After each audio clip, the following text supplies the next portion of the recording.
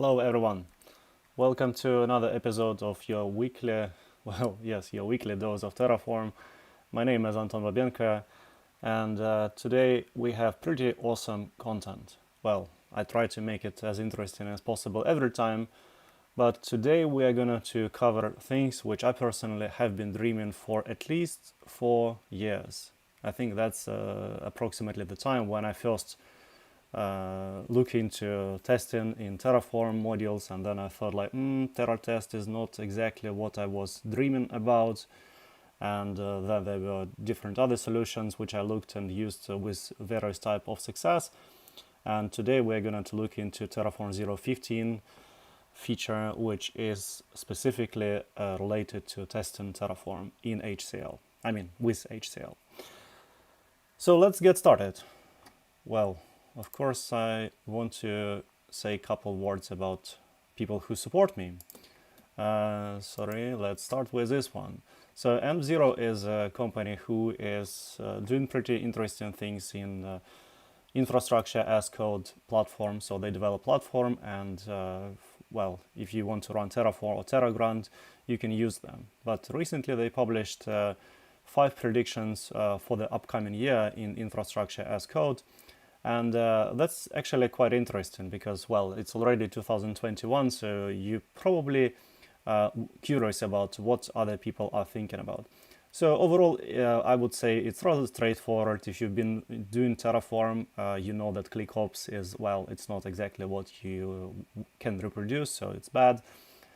And there are more Ansible, less Chef, Puppet. All of this is like cool, and most likely you don't have to kind of argue about that. But one thing which I actually quoted here as a summary here, I would like to highlight is that specifically, like my take on this situation with infrastructure as code for this year at least, is that I can see still a lot of companies are trying to figure out why they have so much accidental complexity. And from my experience, I can see that companies who are really doing their best to avoid all of this accidental complexity by using existing solution, by not expanding their knowledge just because they have to, they will win. And they have been winning for a few years already, and they will be continue taking best positions out there. So if you're interested in these predictions, feel free to go to m0.com/Anton, and then you can go to blog and see blog. Okay, so another sponsor for my work I'm really excited to announce is Kreuzwerker. Hopefully my German is perfect, otherwise I cannot pronounce this word. But Kreuzwerker is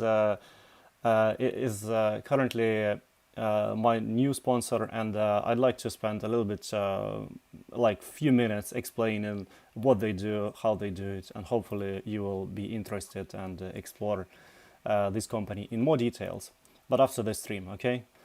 So let's explain what is exactly Kreuzwerker doing.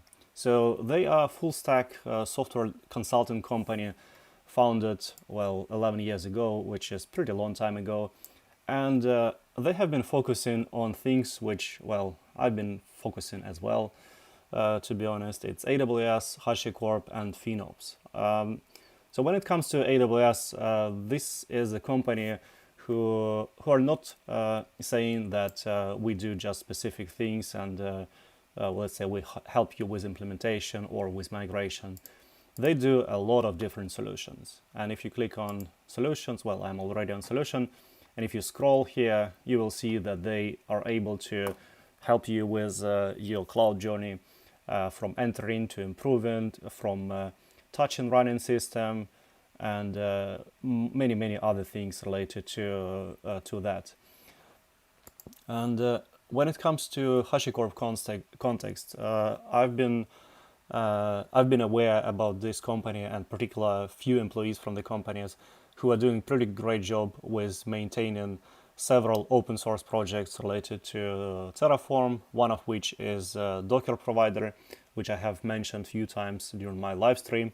And in the near future, I'm hoping to have another dedicated stream just for that provider, because I think it's awesome. So they've been quite active in open source and HashiCorp and Terraform in particular. So the last thing which they are specializing is FinOps. Well, I'm quite sure that not everybody actually know what exactly is FinOps. So FinOps is, well, it's kind of hard for me to explain what is it, because I just want to get these two words, financial and operation, and somehow combine it, and here you are.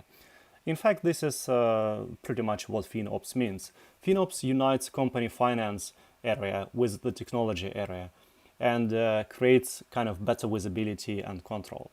So what this company is doing is that they figure out that FinOps is pretty hard, and using cloud doesn't mean that you will get it done from the first attempt and it will be cheap. So they try to help their customers to make it right. But well, that's too good to just say great stuff about companies and they're cool and they support me, right? I mean, that's not the way how I usually do. Let me say a couple words about the product which they have released recently. So the name of the product is Superwerker.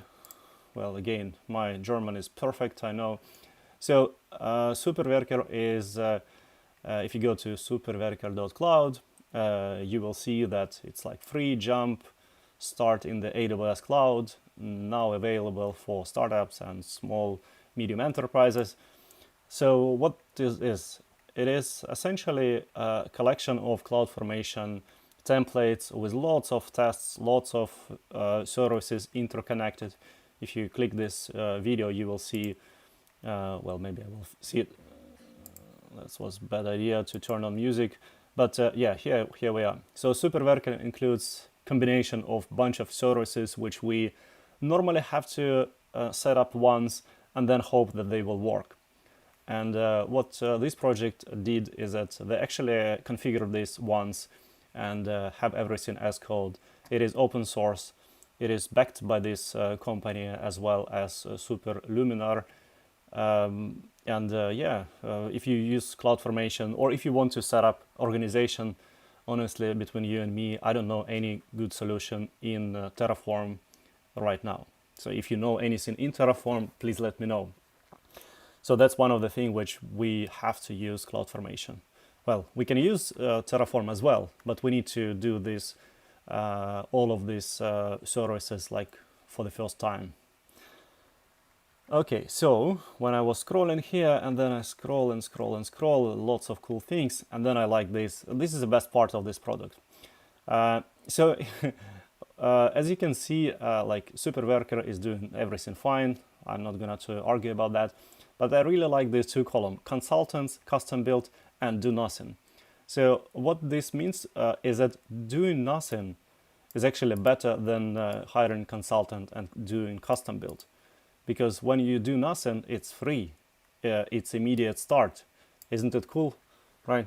So we should do nothing and just, yeah, and we will be in better shape. But okay, jokes aside, Superwerker does lots of other things as well. So I encourage you to check GitHub repository and figure out if this is suitable for you, and maybe you can use it for your organization as well. Because AWS tell us to use more organization, like more accounts and separate many things and set up all of these controls. Well, it's a lot of work. So I'm glad to discover this project, and yeah, they exist for a very, very large amount of customers. So that was it. Now let's go to the main part. So the main part of this stream is the following. It is, well, yeah, it is 26th of February already. And we are almost seeing Terraform 0.15 being launched. Here is changelog, which you can see if you go to HashiCorp /Terraform and then go to the branch 0.15, you will see changelog. There are also release notes which you can find if you go to the repository and check releases. But what I just want to highlight is that there are a few breaking changes. Most of these breaking changes, to my experience, are rather invisible and you will not see them if you have been using Terraform 0.14 effectively and didn't write a lot of crazy code. One thing which you still may have is that you may use list and map functions. So now you just have to rewrite them to toList and toMap. Well, you have to do this since 0.12 because it was deprecated.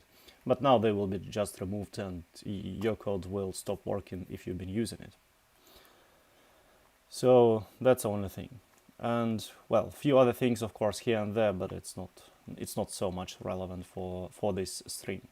One thing which is relevant, and let me find it. Yes, here is it.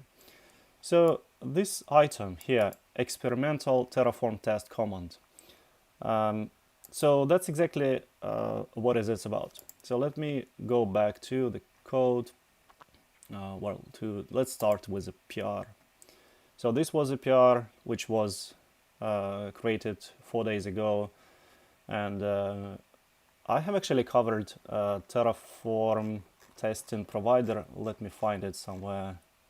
Well, no, I don't know where is it right now, but I have been talking about this provider by Martin, I think in October on this stream, so I will put link in the description to the video. And I have to say that that time when I looked into it, I was thinking that, well, it's already production ready and I want to use it immediately because it just works, and we'll figure out how rough edges can be polished. So when I look into this thing, I looked at it for about half hour before the stream, and it didn't bring me any new surprises. For example, something what was working now suddenly stopped working. That's not the case. There are still a lot of things which I'd like to have as a user, and I will go in this in much more detail very soon. But just imagine that this is a prototype functionality, and Terraform contributors make it pretty clear that it will be updated, so please don't use it in production. Well, but that's the situation with Terraform. Honestly, since 2000, I have no clue which year was it, but approximately from Terraform 0.12, I was already thinking that it's 1.0 and it's stable, and I was really happy with the way how things were developing even in 0.12. 0.13, 14, 15, all of this is just improvement, and I'm quite happy with that. But the way how testing works in 0.15 is something what I have to say is perfect, and I would really like to have it merged and introduced as soon as possible with very small amount of customization. So yeah, once more, if you have any questions about this stream, or if you have any questions about the subject, about testing, about Terraform, please don't hesitate to leave comments inside of whatever you are watching this, and I will try to answer them during the stream as well. So without further ado, let's look into some source code here, which was introduced, and that's pretty much my computer now decides to become very slow, but okay, here we are. So if you look into this PR, and you will see that there are a lot of files changed, a lot of code.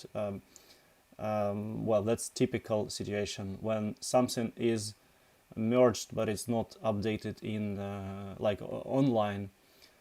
You have to look into source code, and you have to figure out from the source code how things were designed to work, because the website currently doesn't have this information, so we cannot go to Terraform.io documentation and see it there. So that's why source code is really important. Source code. From the source code, I want to say that I already opened this page, which which is from this commit testing experiment file, and I read through this file and I kind of understood how things work. So let's go into the code and try to do something there and see how it actually works. So this is the code inside of testing DynamoDB module. So imagine that this is your folder where you have all of your Terraform config. Okay, so what we have here is essentially we have some sort of code. It can be resources or it can be invocation of different modules. It doesn't really matter. So we have here the source of DynamoDB module. So this source code is placed in one folder, so all of these files are there. Then what I have done here is, if I look into Terraform version, I have installed Terraform 0.15.0 beta 1. So once I install this version, and I can now have the following. So I have this Terraform configs as before. Now if I want to run Terraform test like this, so this is a new command which is added. If I run Terraform help, I can see that test experimental support for module integration testing, and there should be heart at the end, but it's missing. So then the new thing here is that there is folder called tests, and then there should be one folder or multiple folders, it doesn't matter. All of them will be executed. So inside of this complete folder, I have to put the following.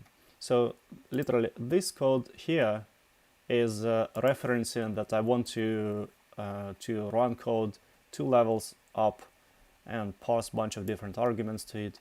That's pretty much the same way as we use modules, right? So that's it. There is not much what we can do here. But one thing which I think is missing, or I really hope is missing, is that I cannot reference anything outside of, like, I can only reference things 2 levels up. For example, if I have this code in another folder laying somewhere else inside of my organization or inside of my overall, let's say I want to point to another folder on my computer, then I cannot reference something like this. It just, and that's really strange to me right now, but maybe they will change it. Okay, now things start to work bad, because apparently IntelliJ doesn't like when I write with errors, and it doesn't correct them after I fix error. Anyway, so now some things will be with red. So what is the point of this? We specify that we want to use this module 2 levels up, pass different arguments. And then what we have to do is that we have to put all of our testing assertion somewhere. We can put it, of course, in the same file. So naming of these files is not really important, but just for convenience, I put them into 2 files. So main TF is invocation of the code, and test is configuration for testing provider, which you can see it's using terraform.io built-in test. This is currently going to work only when you run Terraform test, so make sure that you don't specify this as the required provider for your real code. So once I specify this one, then I have to use test assertion resource. So this resource is going to this resource expects to have several equal or check blocks with different labels. So this names of component, hello Lano and hello Fat. So great to have you guys here. the purpose of this component as well as this label is just for us to see and to see which kind of test failed and maybe have some more information about it. Once I have this equal block, and then I have inside of equal block I can specify like human-friendly description, and I can compare what I got with what I wanted. So I got an output from this module, like in this case it's going to be DynamoDB table ID, and I want to compare it with the one which I provided. So when I was creating this DynamoDB table, I provided name to be local name, which is this my table and then some interpolation. And here I want to compare it that this table name match with the one which this module return. So this is an example of using equal. And then if you have if you want to use another comparison, which is check, well, I actually don't really understand the point of having these two other than syntactic beauty, because here we have got and want, and we have these values, and then Terraform testing provider will compare it for us. Or we can specify that check, and then inside of check we can use something like can, and then can be some sort of expression. And as usually with testing, we can write some expression which is very complicated, but the point of, well, at least the way I'm thinking about tests, and I have never been working as QA or someone with testing degree, I think that tests should be very easy to read and very easy to understand what's going on. So here I just put 3 samples, like equal is probably the best one for this case, because I want to compare one output with another known value. But I can also do the same thing with check and verify that DynamoDB table match with the one which I provided. So I can use double equal sign here. Or another way is that I can use can and then compare this value with this one. The value of using can is that if this expression is just wrong, then the whole expression which is inside of this like position will be evaluated as false, and then can will return false, and this means that this table name 3 fail. So that's probably a good idea, because if you produce any incorrect, so Terraform by default will simply stop execution if there are issues, and that's why when you specify it with can, you will at least mark that this test failed, and it will just tell that it failed, but it will continue execute second assertion inside of this case. So I think in general it's kind of cool. So let's see. There are a few questions from people. I saw them before, but I just was on my train thought, or thought train, how to say it. So the first question is, how do you run Terraform project against hundreds of accounts using pipeline? Well, that's a key. Using pipeline, you can run thousands of accounts. If you would have any customization between each account or each pipeline is slightly different, that's why I need to parameterize something is going to fail, and you will have to investigate it much more thoughtfully. So I think the point here is that you use any tool, and any tool out there, and you put all configuration as code, including all of your pipelines, all of your YAML scripts, or YAML, what is it, YAML configs. Well, it's not config. Well, anyway, you can put all of your pipeline configuration as code, and parameter can be which account you want to run it against. Again, when it's in the code, you can definitely compare it and you can see what is the difference. N0, for example, support YAML configuration, and you just specify init, plan, apply, post plan, post apply, post destroy commands, and you have all of this in one YAML file. So it's pretty convenient. Then another question from Gustav. Hey Gustav. I use a lot of modules that I maintain. A quick question: is IntelliJ your favorite? Oh my God, I like this question very much. And the interesting thing about IntelliJ is that, well, I use IntelliJ, but as you can see, well, maybe you don't see it, but it's not exactly what I would like to have from IDE when I work with the code. I memory a lot of these things, like just because I've been using it for many years, I remember a lot of things.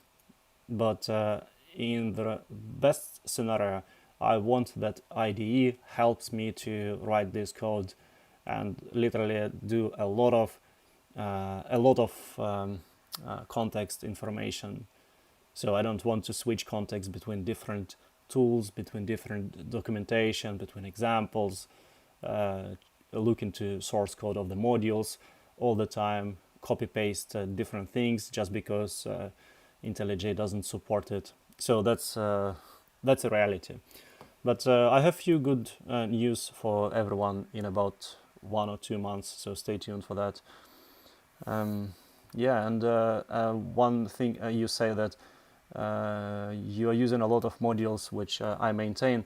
Well, actually, it's not just me. This week, the hero of the week is definitely Brian, who has been working on GitHub Actions on all of the Terraform modules, and he has been working on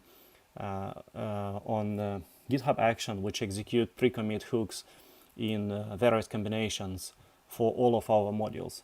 And overall, I think there were like 50 different pull requests or even more. And yeah, we almost done it without any fuck up. Well, there are a few fuck ups, but they're not so big, so we will figure out. So again, apologize for people who use Lambda module and were forced to upgrade to 0.13. That's just not good. We still take backward compatibility as one of the main priority for us. But yeah, that's a reality. We are human and we make a lot of mistakes all the time. And hopefully testing of Terraform modules using Terraform test will make our life a little bit easier, and we can provide even more quality to users with less efforts from our side. So yeah. But if you're managing 100 accounts and you want to deploy, say, ALB to them, once you click on that pipeline, wouldn't you see 100 stages? Well, if I want to add ALB to 100 account, then yes, I will get 100 ALBs. The purpose of the Terraform is to have configuration in readable way. If you wrote it in 100 places, then I expect to have ALB in 100 accounts. And pipeline should just deliver this change to all accounts where things has to be populated. It would be very messy. Well, that's the interesting discussion. We can go forever. It depends how the code is written. Well, it can be messy even without any pipeline, even with one account. And with 100 account, you have to be very meticulous about the way how you promote changes, where these changes actually made, make sure that you have separation between different environments, projects, and so on. So yeah, it will be messy if if one account is messy, then you have 100 of messy accounts. That's it. But if one account is fine, parameterized, and structured adequately, then things will be 100% okay. But yeah, it really depends. It's very hard for me to say that things will be all right or things will be bad. So that's pretty much what I can say. So let's get back to this code. What else is interesting here? Well, so test assertions are going to be executed, and as you can imagine, they will be executed after the rest, because there are by two reasons. First is because there are dependencies on module output, which means that module DynamoDB table will have to be created first. And second is a Terraform test command understand that test assertions should not be executed before. So they will be executed only after. And another way of doing this is that you can actually chain all of your parameters, or all of your assertions, sorry.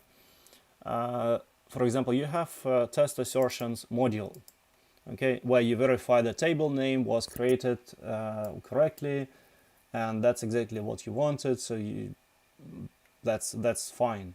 But then you may want to verify that you actually created correct ARN. So the ARN is Amazon Resource Notation. So that ID of DynamoDB table which was created is here, DynamoDB table ARN. And here you can see that I'm using data source AWS ARN, and I pass this ARN, which was output from the module, and then I access specific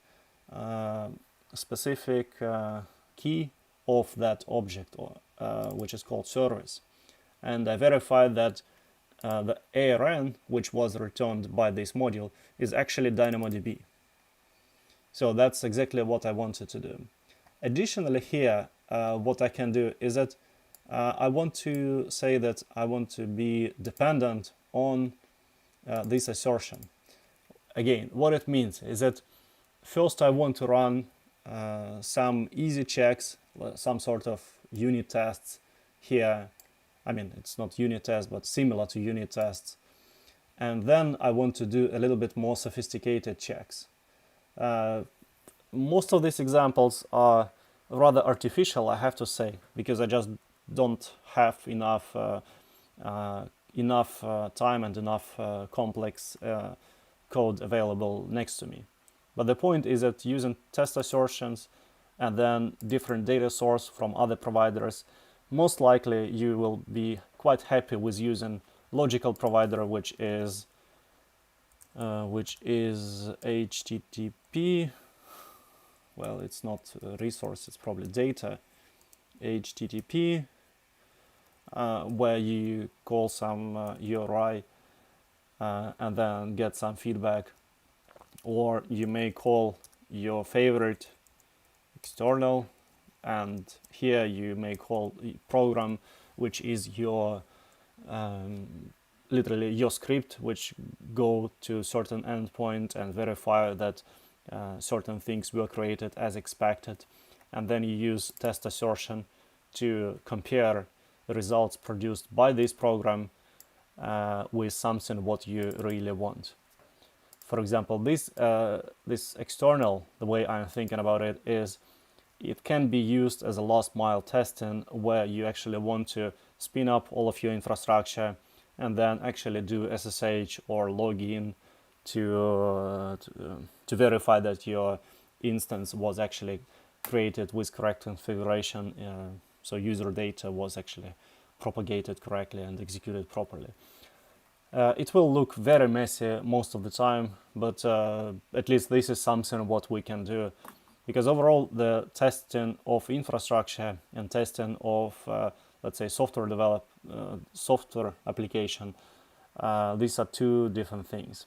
And the way how TerraTest have been doing it was quite successfully, because that's where they focus primarily, is that they allow developers to write tests where you physically log in or SSH or retry or do something with the infrastructure, and you verify that infrastructure is reachable, configured properly, and so on. So I think it's kind of this and this type of data sources are moving the needle pretty close to what we can currently do with TerraTest and Kitchen Terraform. Okay, so let's run something, right? I mean, who wants to run this code and see what it does? So let's start with a simple command. Well, if I run Terraform test help, I just want to show that, well, all of this is description. And first thing which I look into this one, it was like Terraform validate, Terraform apply, Terraform destroy. And then I thought like, wow, that's so awesome, because that's exactly what I have in all modules. So if I look into, again, let's look into DynamoDB table just for the simplicity. And if I look into examples, and then I look into basic, for example, and then if I look into README, well, if I look into README, yes. So this usage section I have created approximately 3-4 years ago, and I have almost never changed it since that time. The purpose of this section is that this is exactly the way how I've been doing testing for pretty long time. Is that I initialize it, I see what's going to happen, and then I apply it, and then of course I destroy it. So as you can see, that's exactly the same commands here. I mean, validate, apply, and destroy. And here I do similar commands. I just run Terraform validate inside of pre-commit hooks here. And now we are running the same things inside of, maybe I have it somewhere here. No, I don't have it anywhere, maybe here. Where do I have it? Yes, here. Okay, it doesn't matter. All of these modules are updated in real life. But we have GitHub Actions where we now run Terraform validate as well. So the thing is that these commands I'm already running, but I want to run them for me. And I will show it how it works right now. But it's really cool that the simplicity of these commands is actually one-to-one match with the behavior of Terraform test command. For me, that's really great. One thing which I was advocating for a very long time is that I'm strictly against parameterizing anything here, even if it's just one thing. So if I want to run Terraform plan and then var, and then some, let's say, key equal value, something like that, or should it be here? I don't know. Anyway, when I have to put something here, then I need to remember to put it here as well. If I have 10 of these, then I have to somehow remember order of this, and so on. The easiest thing is to not have it as parameter, but just have it somewhere inside of your variables, Terraform TF-vars, or many other places. So let's continue.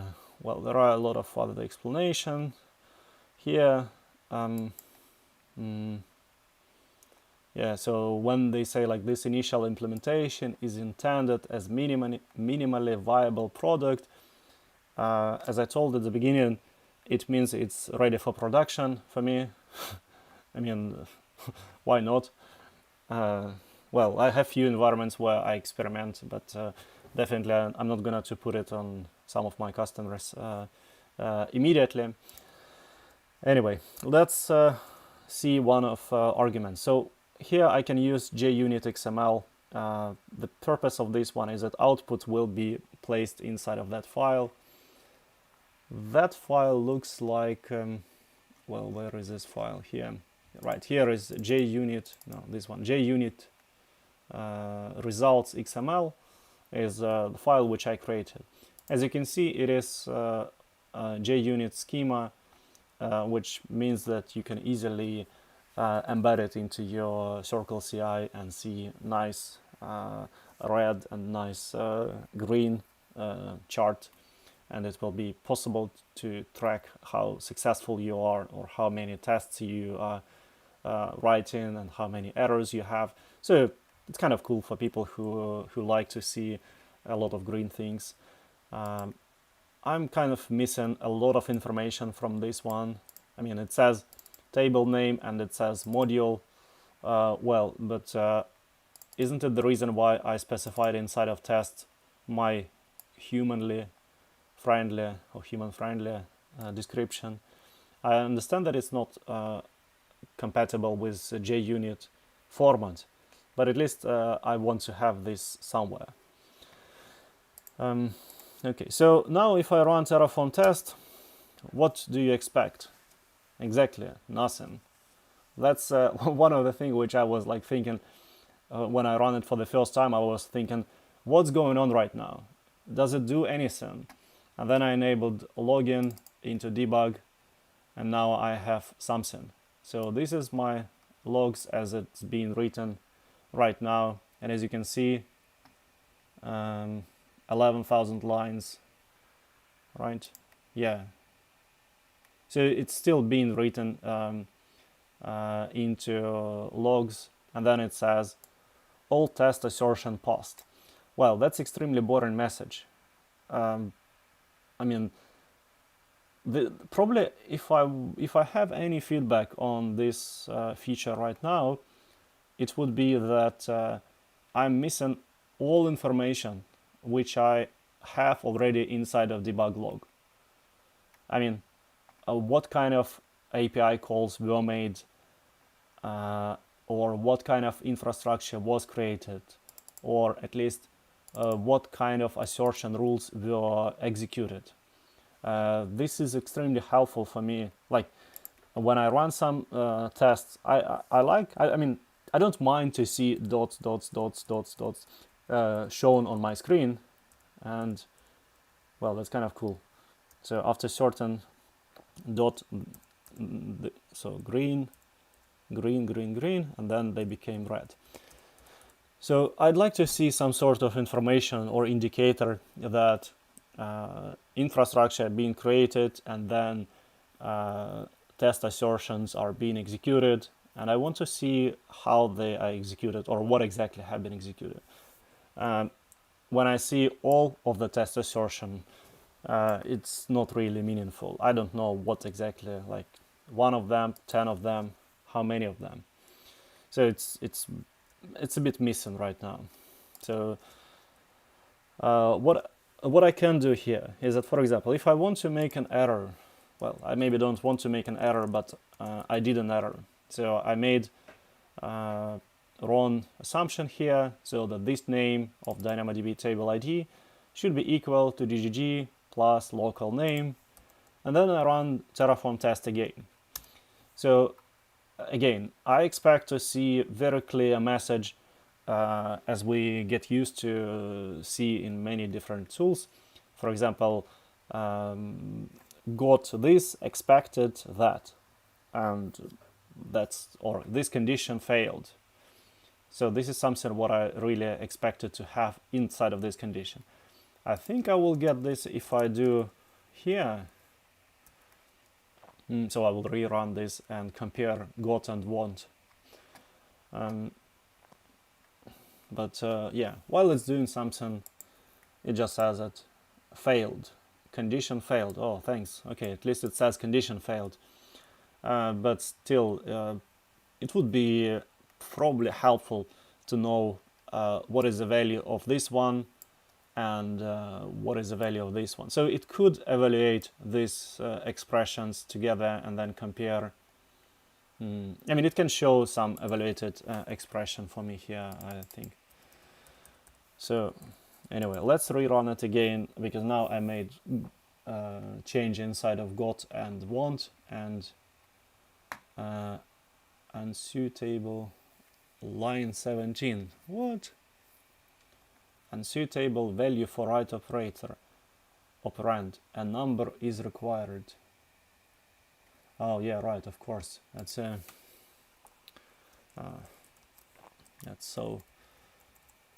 so HCL. Okay, now it will be, because this is going to be string. Here you can do this because here you can use mathematical operation on the right side and on the left side, but here you have to use interpolation. Okay, so yeah, that's what's going on right now. So what's going on right now? Actually, let me explain a little bit. So Terraform, when I run Terraform test, Terraform execute Terraform init, then it executes Terraform validate, and yeah, here you are, run value and got and want. So here it works quite nicely, and it was very helpful, right? So I can actually see what was the issue and I can correct it. That's pretty fun. But problem with this condition is, yeah, it just not enough information for me to know what exactly was wrong. What I was talking about, right? So how Terraform tests actually work is that Terraform init is executed, so then it downloads all file inside of .terraform, and here you can see modules which are pointing to source, like 2 levels up, and then it has providers, so everything is pretty normal. Terraform init, there are no magic. And then it actually apply all of this infrastructure. So, and that's again the point of this example, is that this module is absolutely self-contained. It does not allow us to ask for any input. Well, at least I think so. Hash key. So let's see if I now use hash key and I don't make any default, it's gonna to be type string, but there are no default, right? A variable hash key. Well, as you can see, my IntelliJ is not happy anymore. Anyway, if I now run Terraform test, it should fail because it doesn't have value for hash key. Right, so unassigned variable, the input variable hash key. This is a bug in Terraform. No, that's not a bug in Terraform, come on. It's not a bug in Terraform, that's the way how Terraform should work. So test should fail because hash key is not known. There are several ways how I can provide this hash key. One is using environment variable, tf var equal hash key equal id, and then Terraform test. So now it will work because this environment variable. Well, no, that's a bug. Now this is a bug because I provided this value here, tf var hash key. Right. Well, no, it's not a bug. It's a bug or not a bug, it depends how to look at this. The way how Terraform work is that I have to execute Terraform test not inside of tests folder where this was present, but outside of it. So when I run Terraform test, Terraform will go into that location and will do something there, and yeah, that's how it is. If I go to, let's say, to the folder where test complete, and then if I run Terraform apply here, for example, then this will work, because in this scope, well, I need to init, but the point is that it will work because in this scope this hash key is already present. So if I now set default ID, for example, right, I don't want to init it. Anyway, so one of these thing was a bug, and it was related to Terraform var being set in correct place, but it was not propagated to the test case itself. I will make a note for myself to report it. Okay, let's revert this thing back, and now let me show the error message which I got when I try to use this module from outside. So I have, as you can see, if I go 4 levels up, I will end up in Terraform AWS modules directory where I have all of the modules. And here I want to use this module locally. I don't want to use this module copied here, right? I don't really understand why this is not supported out of the box immediately, why there are some restrictions, because, well, yeah, maybe there are some restrictions, but I just don't understand them yet. So if I do here Terraform test, and now I expect that it goes outside and do whatever is necessary. Module source should be a double quoted string. Well, it is. It's just bug in IntelliJ. The way how to fix bugs in IntelliJ is that you have to click somewhere in in this error message, and then tell to language server protocol that please stop bothering me and restart yourself. And it doesn't work. Well, that's magic. That's magic because now it works. So apparently something is pretty inconsistent. Why did it work now but didn't work before? I have no clue still. Because if I can use something like this, that's fine, that's exactly what I want. So I want to be able to point to various sources of different modules, like some from GitHub, some from registry, some from local repository. So that's +1, that's really great that it works. And yeah, then I don't have issues with this anymore. Okay, what else can I do here? And so far I have not been trying to break things on purpose, though from what I understand, there are a few things which are extremely popular among what we do.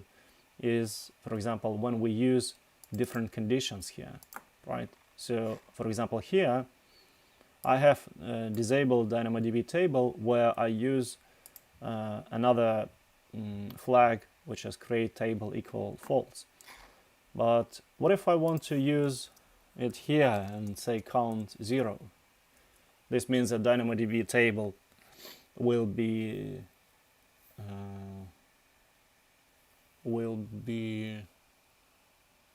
what?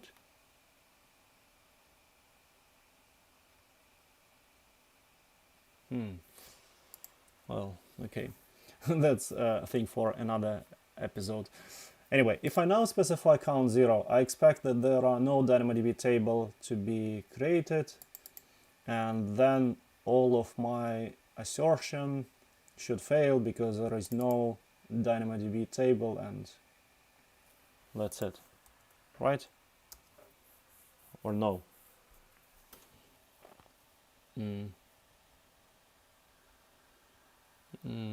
This value doesn't have any attributes. Well,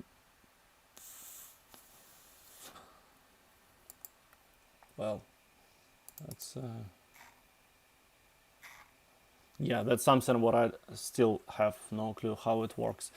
So my tests really expect that a module DynamoDB is a list of objects. Right, that's because I added for each. Okay, of course.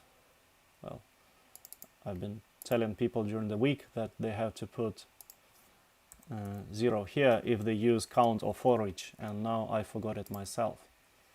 So how many places? 1, 2, 3. Why just 3? 1, 2, 3. No.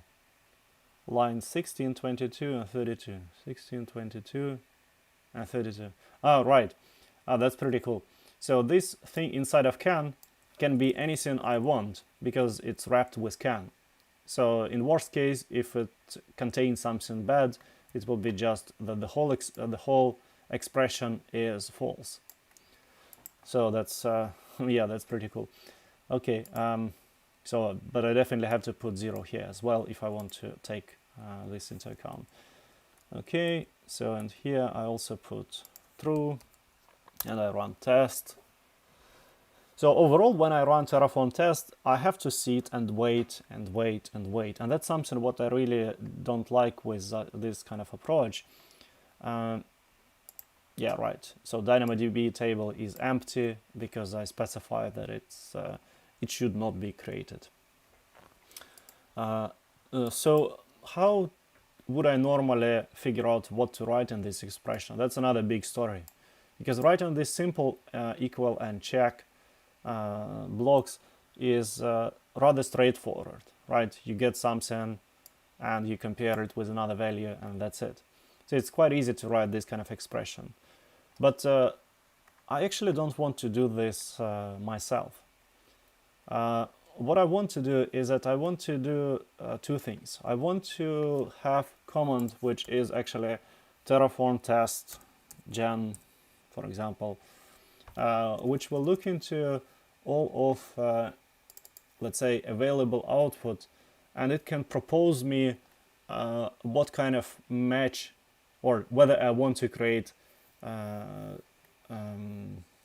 test assertion for that or not. This is again very simple example. In more complicated cases like VPC or Lambda, there are a lot of outputs. Like there are so many of them.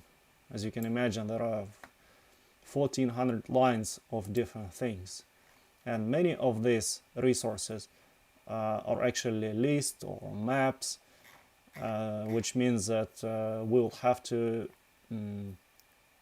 inspect values pretty deep inside. But on another side, I don't want to write HCL code to test HCL code and it look very encryptic.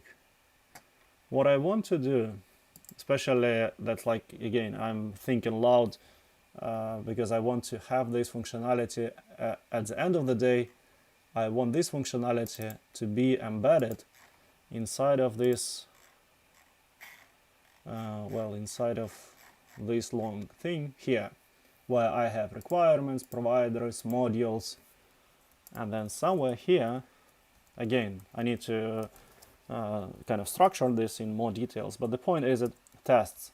And here I want to have absolutely human-friendly list of assertions which my tests, well, since it's list, it can be like this, right? I mean, GitHub will say that this is good, and empty means that it's bad. So inside of this list of things, I want to have, well, pretty similar things what I have inside of JUnit, but this is a little bit too encrypted. I want to have very human-friendly thing, because again, interface of module is very important that we understand what's going on. So verified DynamoDB table name, and then something like this. And this stuff should be automatically updated every time when I run pre-commit hooks or when I run GitHub action. It doesn't matter.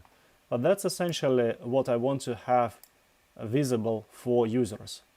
I mean, maybe a line 244 is a little bit too far below, but the point is that this list is automatically generated based on information which user has already specified inside of test assertion cases.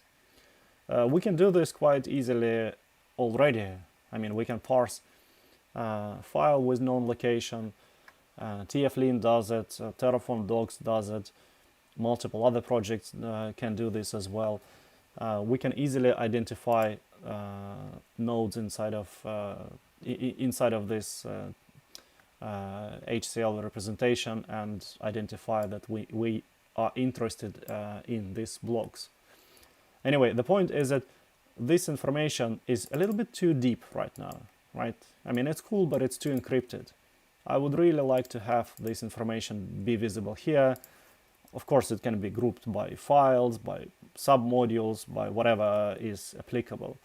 But this is something what I was dreaming for quite some time, and I talked to a few companies. I think I talked to JetBrain about it some time ago. Yeah, specifically to Mikhail Kuzmin, who was working on something similar as far as I remember, but it's closed sourced. Okay, what else is relevant for this? Yeah, right. Okay, open. No, what was it? Open validation. Right? openvalidation.io. Let me share my browser and show it to you again. As you can see, somebody forgot to fix their certificate. Well, too bad. But Open Validation is one of the projects which I discovered, I don't know when, but a few months ago. I didn't look into them since that time, but I think they're doing really a cool thing. So that imagine that you are able to write tests in English language, and Open Validation utilities will be able to identify what are you talking about. It's not like prescript list of Gherkin expressions which we use periodically from time to time in different Ruby projects. I mean, mostly Ruby projects and PHP as well, where we have BDD-driven development and we have to write given, when, then. Here we don't have to do that. And I like to see Terraform test being started as it is right now, with a little bit more functionality related to like more complicated use cases. I will try to think about this in a bit. But also, next phase is to make it really transparent, not inside of JUnit, but also as an external file, which we can easily embed into literally into pre-commit hooks and into Terraform documentation. So that's one thing which I'm gonna to leave feedback about. Let's go into the code. A few things related to the behavior of this tool is that when I run Terraform test, it does things pretty invisible. What if I want to, let's say, what if I write tests which are dependent on some other things, and I still want to control which kind of part of assertion I want to execute. Currently, I mean, it's very artificial case, I know, but sometimes there are some flaky tests which I just want to ignore for now because, well, they are dependent on API, for example, and this API is currently down. I want to take risk and I want to just skip these tests. What we can do is that we can write Terraform test and then skip, I don't know, 1 dash or 2 dash, and then skip tests, and then some sort of regex here by resource name.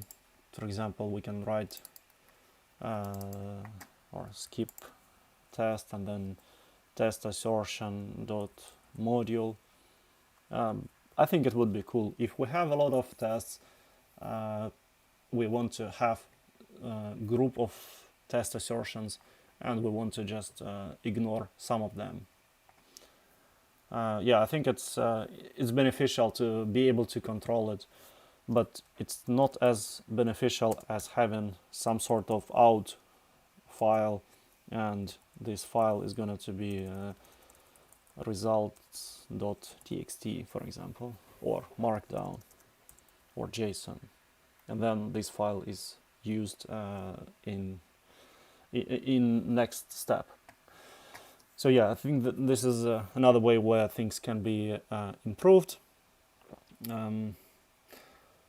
And one more thing which I think is related, but I mean, maybe it's not so much related, but how can we simplify even these 20 lines of code?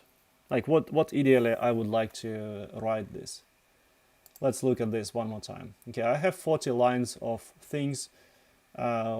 Essentially, all I want to do is that I want to have this infrastructure created, and I want to get and I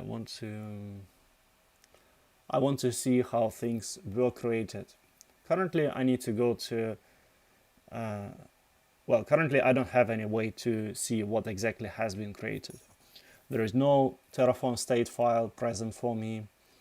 I don't know why, actually.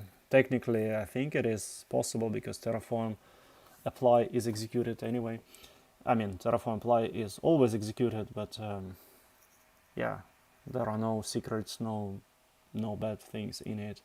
So I think it would be helpful to be able to have some sort of flag. Well, let's add more flags here.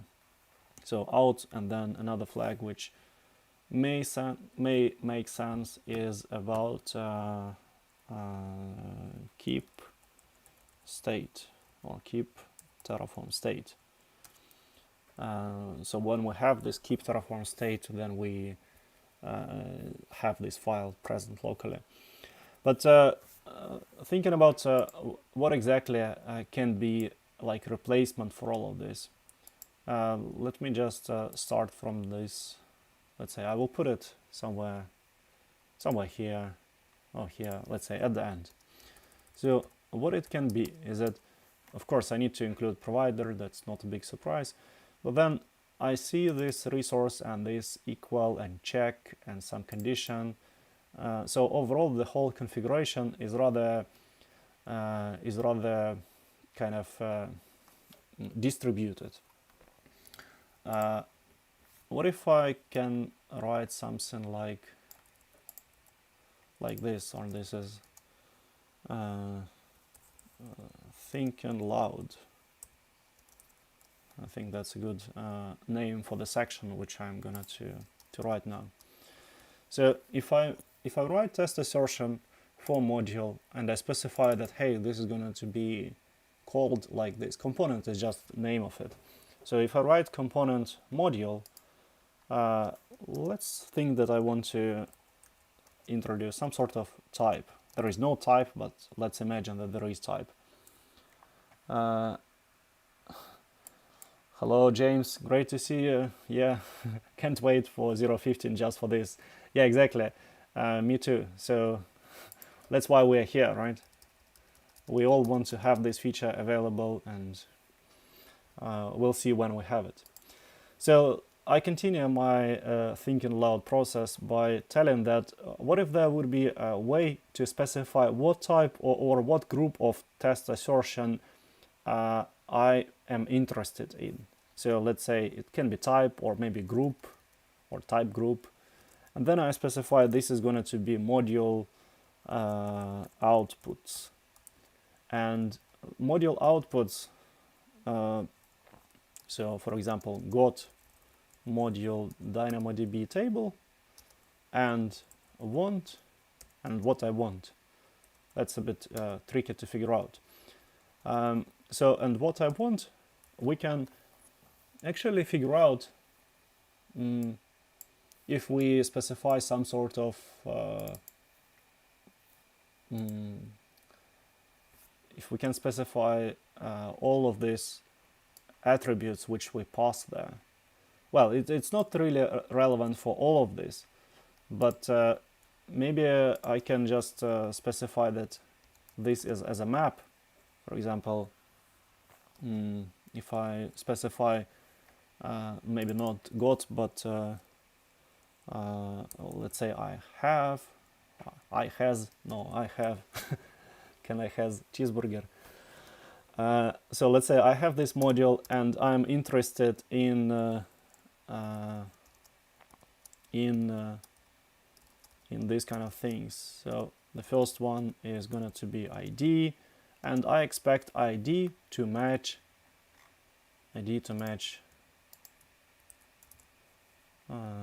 this one. So what is this ID? This ID is actually output, well, it's not ID, it's called this DynamoDB ID, should match like this. Then another output, which is IRN, should be data IRN DynamoDB table, and what else? And well, what is it? IRN, right? Something like this. So this way I can simply validate that module actually output the value which I expected. And then for another module, which will be disabled DynamoDB module, I expect that there are no outputs. So it's like negative testing inside of module, which is extremely rare to have. Usually we are testing just happy path. Anyway, my thinking loud process currently is on hold because I don't want to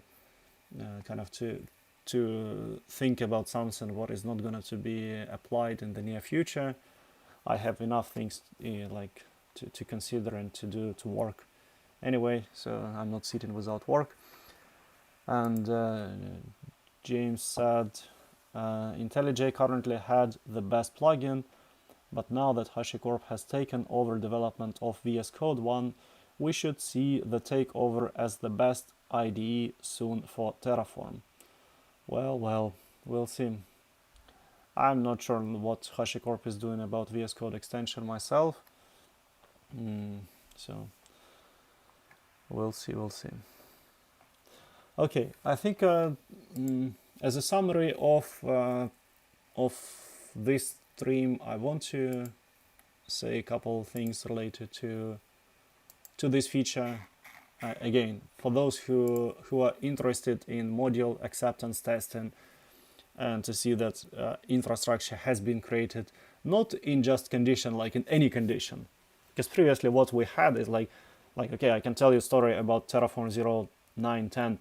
When we had anything created, we were so lucky, right? So happy.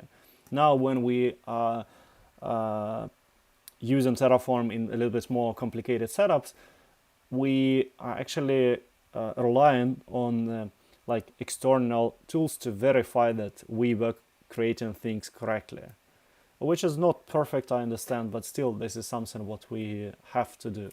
So we deploy something and then we continue, let's say, deploy our application, and then we see something is not working, or somebody told us that it's not working as expected. So that's definitely not perfect, and we need to improve it. The cool part in this approach, which is introduced in 0.15, is that we don't have to switch context. We write Terraform code, and me as developer of Terraform module, I just have to specify what is it, like what kind of things this module creates. So that's why I think it's the right direction, and I will leave a few comments in GitHub or in Discuss. They want us to use Discuss somewhere here. That I'm pretty new to all of these Discuss things. I have 99 things to read, but well, yeah, it's not so obvious for me most of the times where to look for information here, and it's just a lot of things everywhere. Okay, I think we are done for today, and once more, thanks a lot everyone who participated, and it was really cool to see so many interested people who joined and asked questions, and yeah, and overall, once more thanks to I cannot pronounce this German name, but I think I will do my best. Kreuzwerker, Kreuz, I guess it's this cross work. Well, anyway, Kreuzwerker for the support, and m0.com/Anton, and then scroll below, and here you can see 2021 infrastructure as code forecast. I think it's a pretty nice summary, especially if you're not working with Terraform all the time. you should know about other things as well. And I think they mentioned word Pulumi like 5 times here and Terraform 21 times here, which I guess is at no 19 times. Yeah, and it's really cool to see some of people who are quite regular, like Yulia. Yulia is doing a great job. She's exploring how pre-commit hooks work at work, and hopefully we can hear her experience about using pre-commit in the near future. And well, I don't know too much about Ram Kumar, but yeah, thanks for attending the session. And yeah, have fun, guys. Bye.